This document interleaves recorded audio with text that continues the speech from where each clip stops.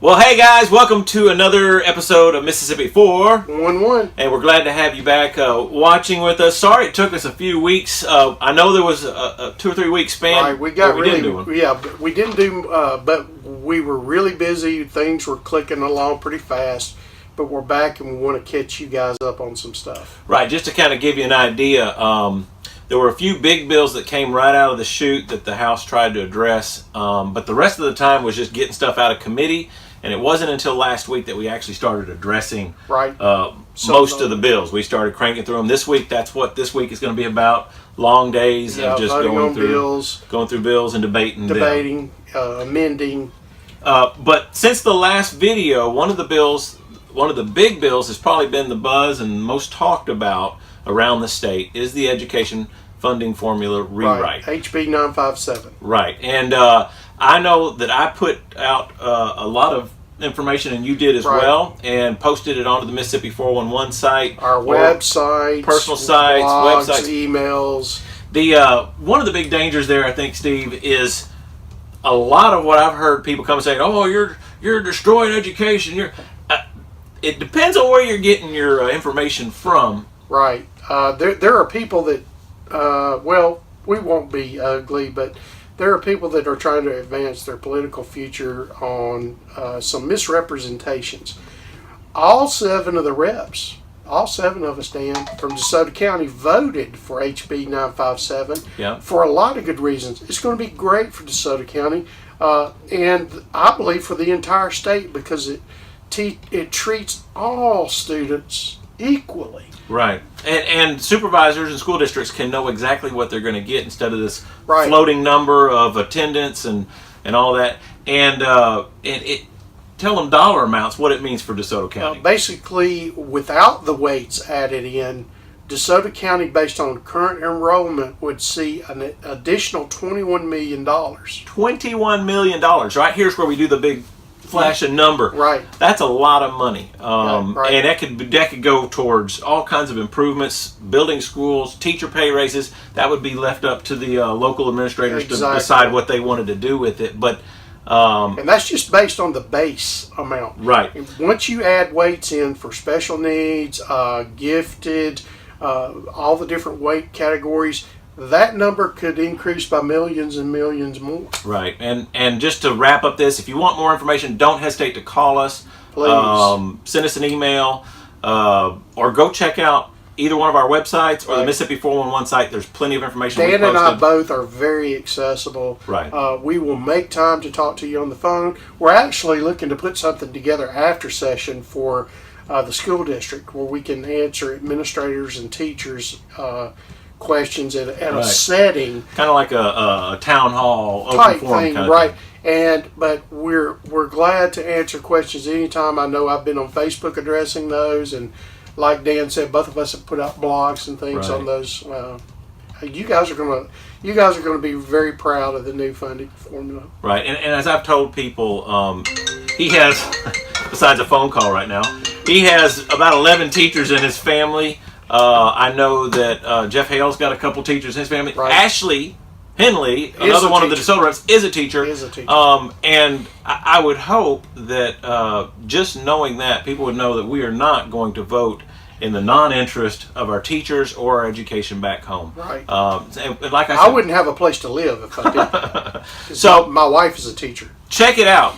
I've posted on there some bullet points on the Mississippi 411 site and my site and on my blog, and also a picture of how the breakdown looked for DeSoto County. And that was based on 33,300 students, something like that. Right. DeSoto County actually has 34,000 students. 34. Now, if you don't live in DeSoto County and you're watching this, you can get with your rep, and he can let you know exactly what it looks like for your county. I heard that all of the school districts, with the exception of maybe 30 of them, did better. Right. And it's very important that all the superintendents of education of the school districts make sure that their numbers are updated with MDE, right? Because that's going to be where the funding is calculated, but they've got to make sure those numbers, the enrollment numbers are updated and the weighted numbers are updated.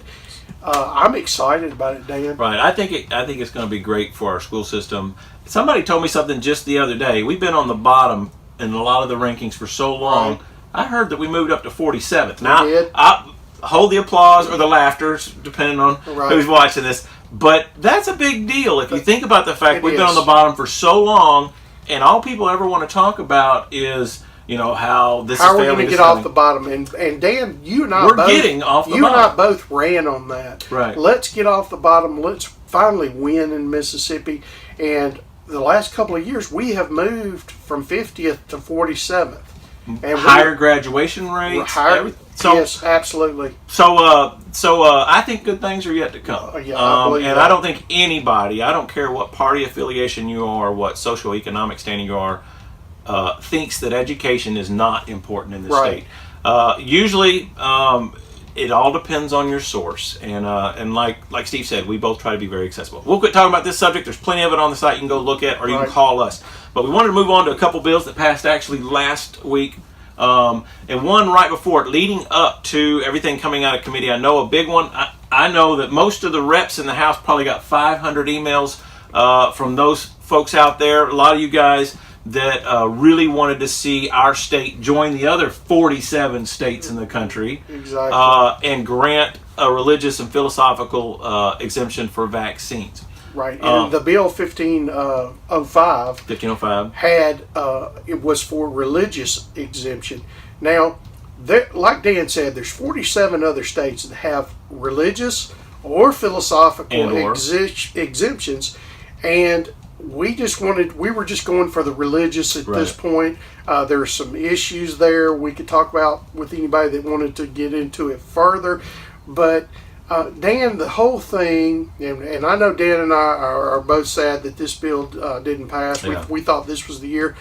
But the whole thing about herd immunity, Dan, Right. and Dan's going to speak to that in just a second. Yeah. But it doesn't hold water, because if there was an issue with herd immunity, we'd already have an outbreak, because all the states around us already have religious, philosophical, or both. And the sad thing is, Steve, that Mississippi is unhealthier Right. and has more issues, and we are the most vaccinated state and the the most country. vaccinated country in the world.